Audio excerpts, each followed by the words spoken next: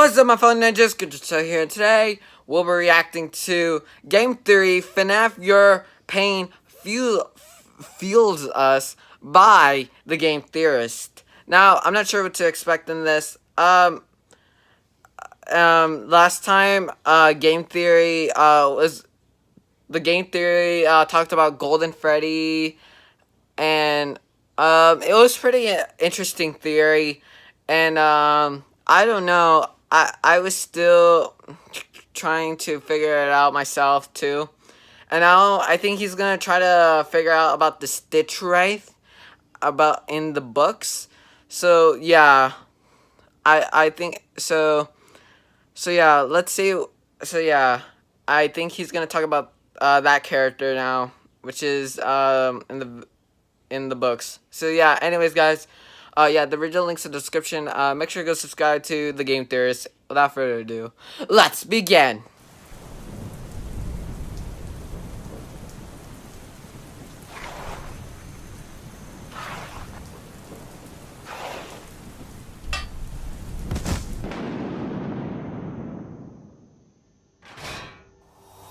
What?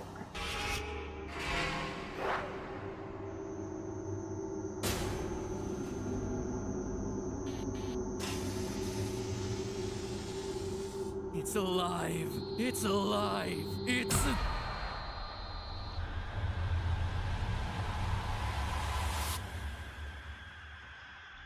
That was a weird intro. Hello, Internet! Welcome Whoa. to Game Theory, where today we're covering the scariest topic in all of FNAF lore, the timeline. Oh, But not that for is the games. scary. Oh, geez, no, I hate myself, but not that much. Whew, I'll probably have to do that at some point down the line, but not today. No, what we're covering today is a different timeline. You see, there's a new monster afoot in the FNAF universe, a killer that has horrifically taken the lives of nearly a dozen people. A killer as yet unseen in the games, but one who will, after today's theory, provide us with key insights into how this whole FNAF universe works, the true nature of Remnant, and how ghosts can possess endoskeletons. As I said, he hasn't been in a game yet, but I have a feeling he'll be showing up soon, maybe as soon as the new game's security breach. But in order to know for sure, it's our job to track his movements, to understand what his goals are, and where he's headed to next. You see, last FNAF theory, we did a surface level analysis of 1:35 a.m., the latest installment of the Fazbear Fright series. I remember that. Boy, was that one a biggie, with huge revelations about sister location, ultimate custom knight's vengeful spirit, and the real identity, or should I say... Now that shocked me. Now that shocked me. I was like, whoosh. identities of Golden Freddy. And looking back, since the Fazbear Frights books became a thing, I've done 5 theories on them, covering the many connections that they have to the various facets of FNAF lore. From new strings of murders happening in 1985 to the true identity of psychic friend Fredbear. But despite He's here, he's there. Talk, there's been one element I've largely been glossing over, the Stitchwraith. In the event you haven't picked up any of the installments of the book series yet, let me catch you up. Each new book contains 3 short stories, right? That's the selling feature. It's what's advertised on the back of the box, so to speak. But each one also comes with a bit of a bonus.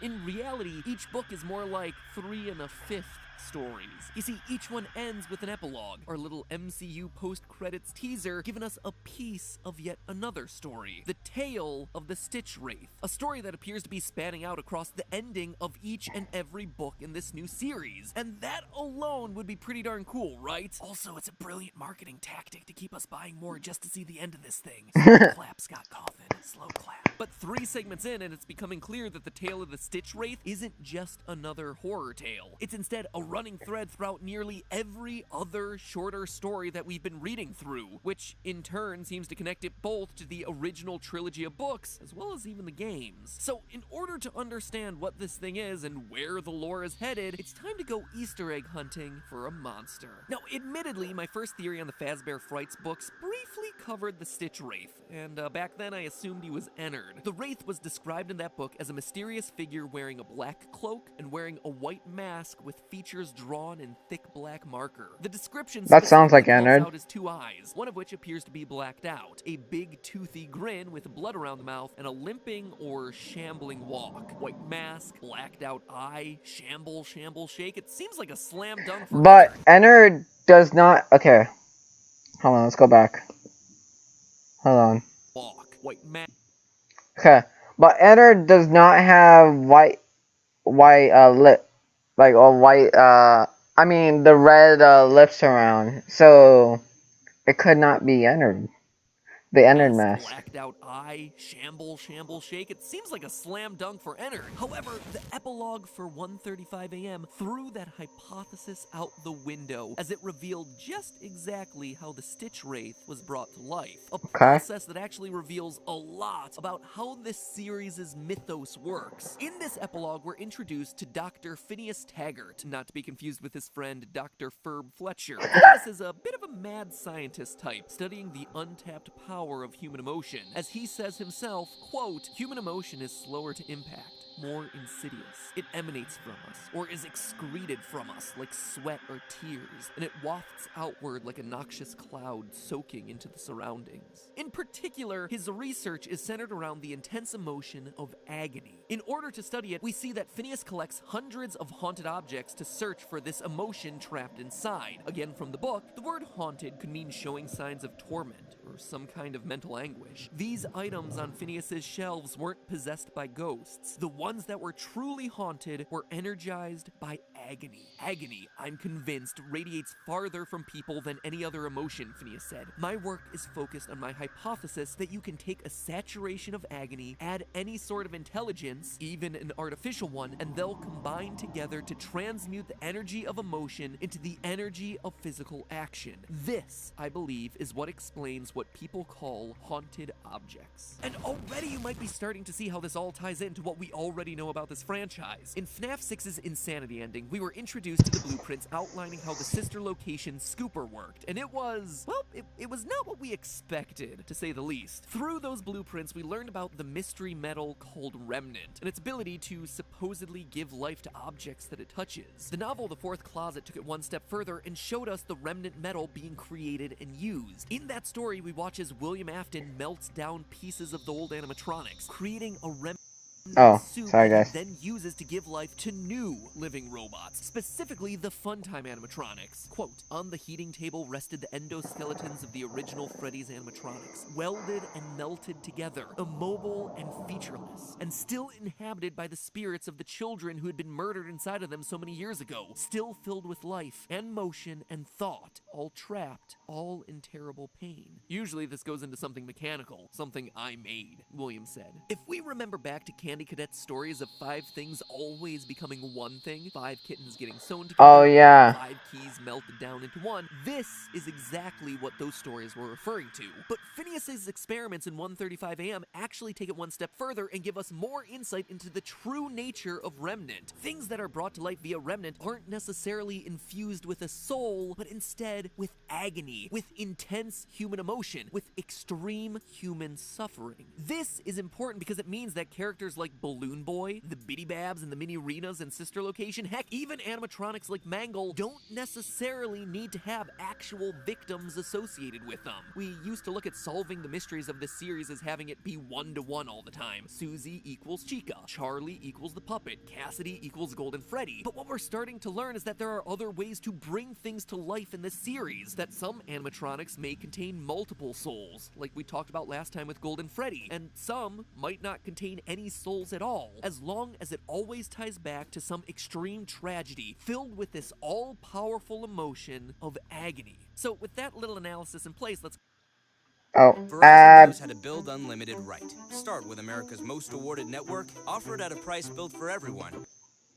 go back to our story. We see Phineas collect objects associated with horrific tragedies, and via some means funnel all the agony from them down into an endoskeleton, which we're specifically told is meant to be a stand-in for bones, so we're talking like a FNAF 1 or FNAF 2 era endoskeleton here. Phineas then puts the head of a large 3-foot doll on it, a doll whose description bears a shocking similarity to Blank, actually, from the fan game. Oh yeah, he does look like Blank. A battery pack before turning this beast on. And not only does this modern Frankenstein come to life, it immediately kills its creator, Phineas, seemingly by accident, surprisingly, and then runs off, hiding under a black cloak. The Stitchwraith has been born. But okay, why am I making such a big deal out of this thing? Why does this guy deserve his own episode? Well, because solving the Stitchwraith story in these books is like a game unto itself. You see, there have been very subtle clues hidden throughout the 9 other stories in this series that connect things back to the Stitchwraith. My first clue was the battery pack Phineas uses to power the Stitchwraith as he's building it. Because it's not just any battery pack. It came from Fetch, the murder animatronic dog Oh, in book 2 Fetch. of the series. Quote, the item in the second box was an animatronic dog that clearly no longer functioned. The dog was an ugly dog, with a triangle-shaped head and a wide mouth full of sharp teeth. In minutes, he'd revealed the dog's battery pack. So immediately we know that the Stitchwraith story is happening after the events of the Fetch story from book number 2. So I dug around deeper and more connections kept coming. Earlier in this same book, in the title story 1:35 a.m. about the haunted Ella doll, there's one line referencing a man named Phineas looking online for a particular toy. Quote again, one of the searches for special Ella doll led her to an online ad posted by a user named Phineas who was trying to find one of the dolls. His ad referenced the special Ella doll and said he was willing to pay a premium for the doll's energy. Overall, across the 9 stories published so far, 7 seem to tie back to the Stitchwraith, allowing us to create a rough timeline of events. So bear with me as we go through this. We know that 1:35 a.m. and Fetch must come first because Phineas is alive and looking for the Ella doll like I just mentioned, and the evil robot dog has just started his murder spree. From there comes the story we just covered, Epilogue 3 and the Stitchwraith's creation. After that, he begins to roam the city collecting body parts for some purpose. You may remember book number 1 story, To Be Beautiful, in which Baby hacks Oh, a yeah. girl named Sarah in order to steal her identity. Sarah Taco said it was like it was like a really sad story. It was a really sad built one. out of junk only for her to fall to pieces at the end. Well, Mhm. in epilogue number 1, we hear that the Stitchwraith was seen collecting those junk pieces of Sarah. Odd, right? And it's not the only time that it happens either. In book number 2, there's the story Out of Stock about a group of friends who steal a defective plush trap doll, one with Oh, yeah. ugly human-like eyes and teeth, only for it to go on a rampage. The boys manage to escape by luring it in front of an oncoming train where it gets shattered to pieces. And again, in epilogue number 2, we see the Stitchwraith on the scene, salvaging whatever he can find of the broken bot.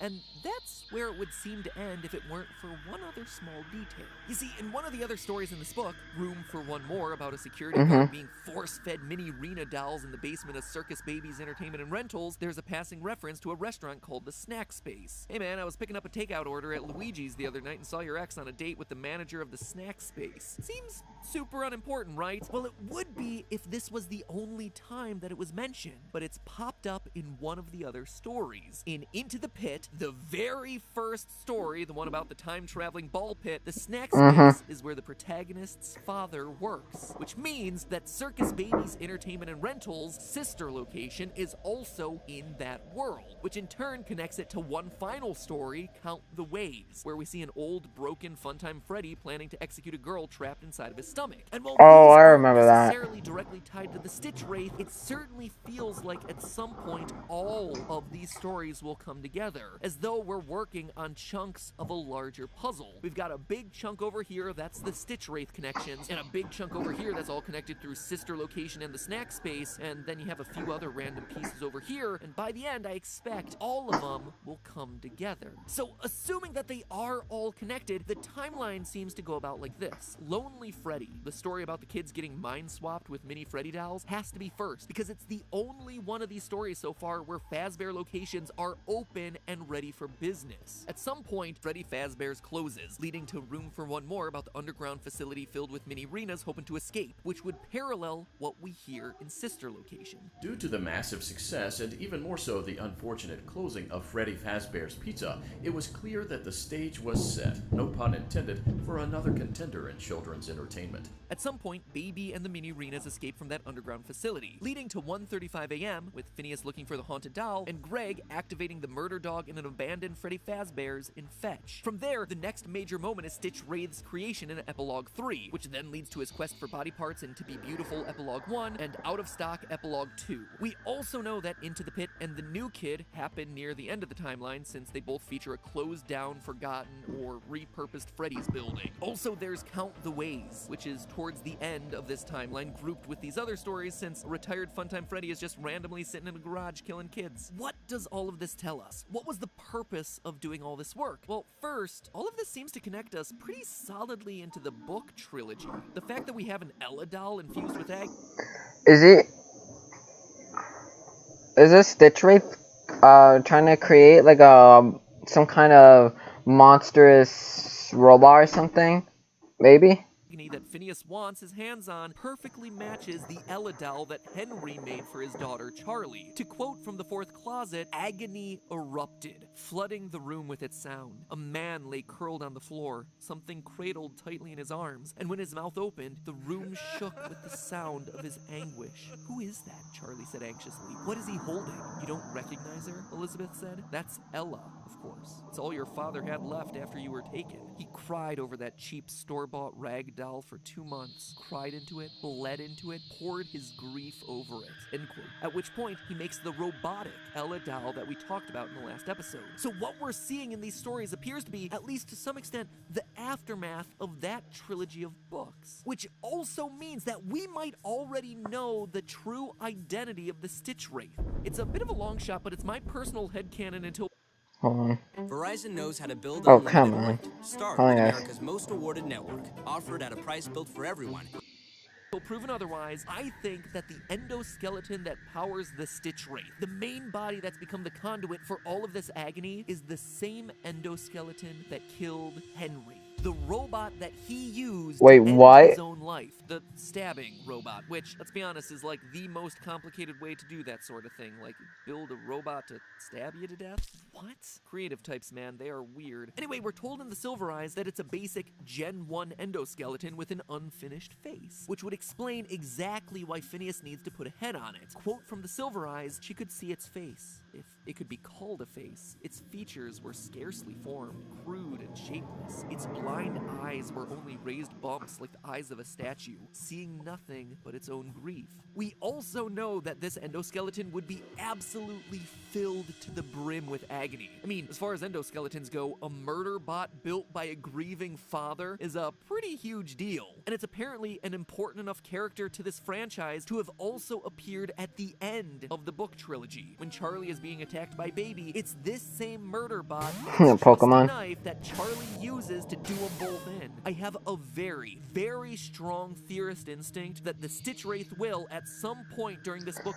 Oh, you know what the Stitchwraith reminds me of? The face reminds me of Jeff the Killer. I'll put an image right there, if you don't know who Jeff the Killer is. So yeah, that's what he reminds me of. Series be revealed to be connected back to Henry and his bizarre death. Just saying, the pieces are in place for us. Oh god, that actually scared me. Oh yeah, and assuming that the Fazbear Fright series is connected a bit closer to the book trilogy, like it appears to be, we know that Book 5, Bunny Call, features a story about a man with gruesome burns over his body and an iron will to live. I mean, we already suspected that that was William Afton, but going back to see how his story ended in the fourth closet, we see that his death is far from certain. In his final moments, his hospital gown catches fire and he's pulled into a massive furnace. But then, nothing. No official confirmation that that burning actually kills him. Therefore, a burned man in a hospital who refuses to die sounds like a certain yellow bunny we all know who always comes back. And with that, I've had enough FNAF for now. Oh man, it has been a lot. The new book comes out in early July, so at the very least I get a break for a couple of weeks. Thank goodness. No. No. New image. Man, I am a little on edge these days. 2020 has really started to mess with my head. I need to relax. But I've seen all of this, literally everything on every streaming platform. If only there was something new to watch. Wait, can it be? Our sponsor for today... Oh, Okay, it's over. Anyways, guys, hope you guys like this video. This theory, I don't know. The Stitchwraith, I don't know who. I don't know still who can be. Maybe MatPack could be right. Maybe MatPack could be wrong. I don't know. But I guess I don't know. But it could add up or not. But I don't know. I haven't read some of the books, but I don't know. Well, anyways, guys, so leave a like. Comment down below what video you guys want me to react next. Subscribe to the channel. Hit the notification bell. And I'll see you ninjas later. Ninja, go! Peace out, guys.